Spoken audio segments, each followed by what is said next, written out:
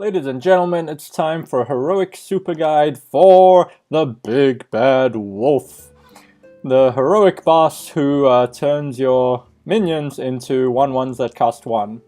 Now, the key to the strategy against the Big Bad Wolf is that he only turns minions you play into 1/1s, not all minions you summon. So, minions which you get from summoning things like death rattles from eggs and from canned bloodhoof, or battle cries like Big Time Racketeer are great. You can try pull off the Blood of the Ancient One combo to get a massive 30-30, which will destroy the Big Bad Wolf pretty quickly. And then things which have a battle cry, things which buff are good. So Frost Wolf Warlord grows bigger, Bone Mare buffs things, all that kind of stuff is really good. The other thing you want to have in there is AoE, because what makes him hard is not really the hero power, but the fact that he starts with 3 Big Bad Wolves of his own as minions on the board, and those can very quickly trade into whatever you play and start doing, 9 damage per turn with the wolves that come out of the Kindly Grandmothers, is what I meant to say he plays at the beginning. So you definitely want sweepers like Primordial Drake, Swipe, whatever AoE you have in the deck, because he will tend to go wide, and you'll want to get rid of, he plays minions that have death rattles that spawn more 1/1s, and so you'll want to have lots of answers to just repeatedly do AoE, and some tools to eventually get you a bigger board with bigger minions that can start bursting him down. Let's look at the specific decks I used. First off is Druid. Things like Jade Idol can give us a theoretical infinite ability to just keep getting out lots of bigger and bigger dudes, because that's a summoning effect. Mark of the Lotus is big once you have a few minions on board, as is Power of the Wild, to just buff up your board. Another card that helps you do that is Mookla's Champion. Goes in a lot of my decks, because you can start buffing up your minions, so over multiple turns, they become larger and larger and don't just trade into 1/1s. Savage Roar gives you the potential to finish things off once you do have a board that's sticking. Cyclopean Horror lets you get out something bigger when he does have a board full of things himself. Wicked Skeleton grows based on trading off a bunch of things during the turn. Faceless lets you copy something that you have got buffed, like Frostwolf Warlord. Baron Geddon in there together with Primordial Drakes to do the AoE I talked about. Stormwind Champion to do some buffing. Rag to help you be either doing damage to his face in large quantities or helping kill off his minions. Lich King can give you very good Death Knight cards. Anti-Magic Shell, amazing. Excuse me. Anti-Magic Shell, amazing for buffing your board and making them untargetable by spells like Swipe. Alexstrasza for healing you up, because you will take a lot of damage early, or helping finish him off. And you can go for the Blood of the Ancient One combo. That's another reason Faceless is a good potential inclusion to give you more outs for hitting that. Cenarius can help you summon 2/2 taunts to help you stabilize, or just buff your board again. So all of this is about trying to get bigger minions or buff them. The Hunter deck I used is along similar lines. We include some more forms of AoE with Deathstalker Rexar and Explosive Traps.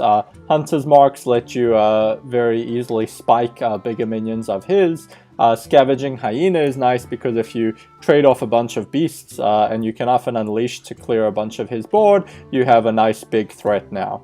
Snake Trap gives you even more minions to do some of that trading. Mad Scientist will help you pull out the explosive traps. Include some Kindly Grandmothers of our own. Lil Exorcist, I started discovering, is a really good potential tool when he does start with those Death Rattle Kindly Grandmothers to put a nice big taunt in the way. And otherwise, similar tools to what I used in the Druid deck. It was later on I started discovering what I think are even more powerful tools we'll get to soon. Mage is the deck I used to beat him with at the time. It is a secret tempo kind of mage. Mind control techs are nice for sealing him stuff. Mad Scientists help you cheat out your counterspells to prevent him from doing things like swiping down your board, Savage Roaring his board, which can kill you off, especially because you take a lot of damage. Questing Adventurers are nice, because those can potentially keep growing and growing and growing as you play out lots of cheap 1/1s. Twilight Summoners are nice, because there's a 1/1 which, when it dies, will leave you a 5/5 body. Polymorphs to deal with some of his threats, fireballs similarly. Facelesses again give you potential options with things like Blood of the Ancient One. Karazhan is nice because you can run in minions, and when they come back at the end of the turn, they'll be the full minion, not their 1/1 versions. Gruul keeps growing, a bit of AoE with things like Flame Strike, Sylvanas to help you steal stuff. Emperor Thorazon can make a lot of your cards cost 0 for even crazier effects. Yashiraj, when it pulls things, will pull them out, I believe, as full size, so that's very powerful as well, even when you play it as a 1/1. Similar tools where you're looking to grow, get bigger things out, and eventually swamp him.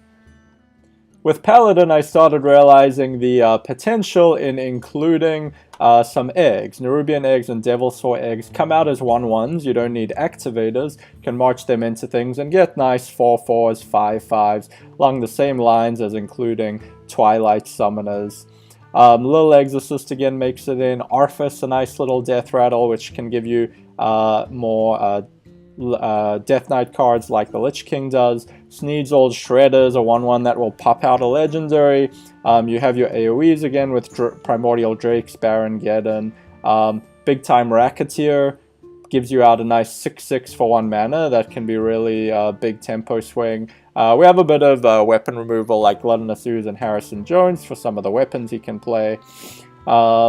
And otherwise, Ken Bloodhoof I started including pretty regularly because it's a 1/1 that leaves a 4/5, similar utility to the eggs. And Onyxia is nice. If you don't get swiped, having a whole bunch of 1/1s on board can answer a lot of the pressure that he's putting on early. A very similar list with Priest. Some of the very nice tools. Priest specifically does have a Potion of Madness. You can steal a big bad wolf, a kindly grandmother of his early ones and get 3/2 out of your own and neutralize what would have been his.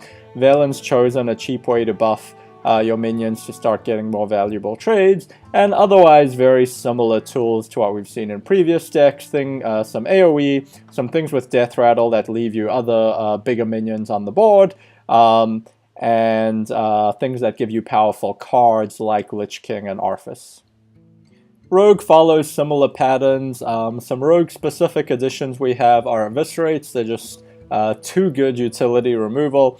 Dark-Eye and Skulkers for more AoE ability. Vile Spines, just super efficient ways, especially when you have so many 1/1 minions, and this itself is 1/1, to just instantly essentially execute anything you want when you combo it. Big Time Racketeer, again, makes the cut. Booms we did include on this one for the boom bots. Sprint to be able to refill, because you can run out of cards very quickly whenever a lot of your things are costing 1. And a Nubarak is a nice special rogue one, which keeps leaving, it's just 1 mana, keeps leaving 4/4s behind, and you can keep playing it over and over again for 1 mana and essentially build up a big steam of 4/4s on the board that will eventually overwhelm the big bad wolf. Shaman is essentially the same formula. Lightning Storms are the Shaman-specific AoE that we include. Maelstrom Portals could make sense too. We make room in this deck for Harrison Jones to act as some weapon removal that also refills our hand since we're playing so much stuff so quickly. Otherwise, the usual tools we've seen, Karazhan makes it into this one as well. AoE, ways to buff, Death Rattle minions that leave a nice bigger body behind. The usual things we've seen in the other decks. As a bit of a meme in Warlock, I included Jaraxxus, who, if I understand right, you can play for 1, but will get transformed into something with 1 health. But otherwise, you have some of your Warlock-specific AoE like Demon Wrath, removal in the form of Implosion, which also gives you a bunch of 1/1s. A heal bot to heal you back up, given your hero power, is going to mean you're taking even more damage.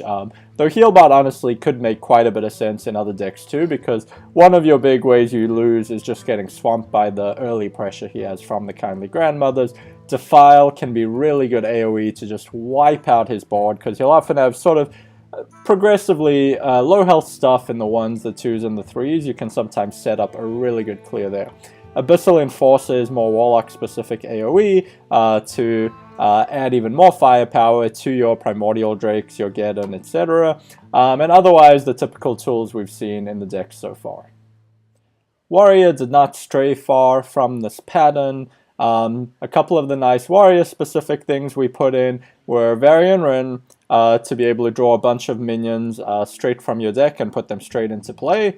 Your deck is very, very minion-heavy. I don't think there even is a single spell. So it will just put 3 things into the battlefield. You can play this for 1. That can be a nice, big, quick tempo swing.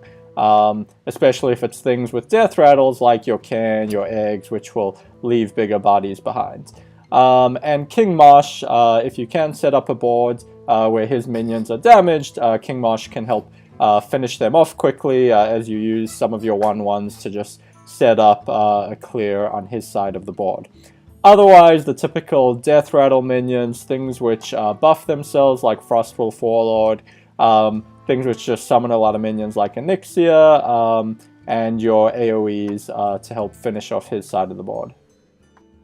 For basic and common cards, we had to be a bit pickier. Druid is very nice just because it has so many ways to buff your board, and buffing your board is key. So Mark of the Lotuses are really important. A single Mark of the Wild just to help you with that early pressure, give you a way to just get in some critical trade and have taunt left over to save your face. Mark of Yasharaj, similarly, hoping to get it off on beasts like the Horned Creepers. And you have Wraths for removal, Jade Blossoms, a bit of a Jade theme, giving Jade Spirits as well, because the Jades that get summoned will not be 1/1s, but will keep growing. Cult Master to draw more, because you do tend to be marching a lot of little minions into things. Swipe to help you clean up his board. Frostwolf Warlord, nice basic card that buffs itself. Scalemancers can be really nice, because these come out as 1/1s, and if he is dumb enough to trade it, you get a huge 8/8 out, which will give you a lot of momentum. If he doesn't, you can hopefully get some sort of taunt on it with something like Mark of the Wild to force the activation. You can also Bone Mare it potentially. Bone Mare kind of could have made it into some of these other decks, a little bit below the threshold, but when it comes to basic and common cards, man, does it make the cut easily. You have Jade Behemoths to summon even more Jades to get ahead on that. Big Time Racketeers, nice common card where you get a 6/6 out.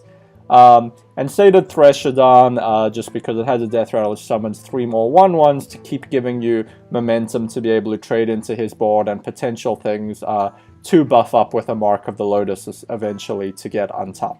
As you can see from the screenshot, we did manage to get the victory with this deck of basic and common cards only.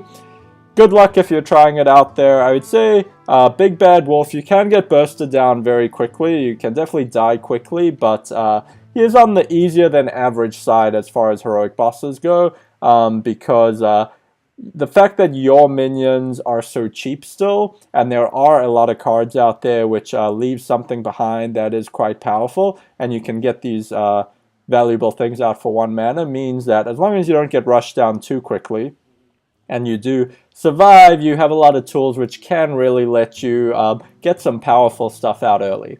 And here you have it, decks with every single class to beat Big Bad Wolf in heroic mode, and even a budget deck of basic and common cards only. Good luck out there. See you next time.